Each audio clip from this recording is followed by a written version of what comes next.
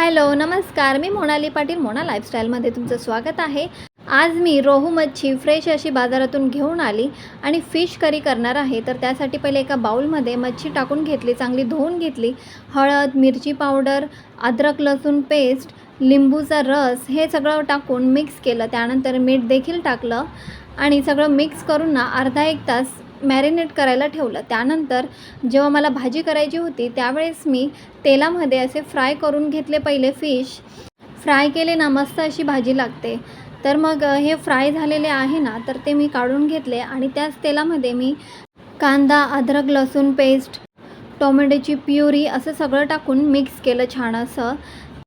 सगळे असे मसाले टाकले, त्यामध्ये हळद, मिरची पावडर, चिकन मसाला होता माझ्याकडे तर मी चिकन मसाला टाकला। तुम्ही फिश करीचा मसाला देखील टाकू शकतात।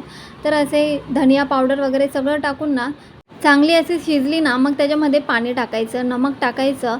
त्यानंतर चांगली उकळी येऊ द्यायची। हे बघा, ही अशी छान तरी येते आणि तरी आल्यानंतर आपले जे तळलेले फिश असतात ना ते टाकायचे। आपली भाजी तयार।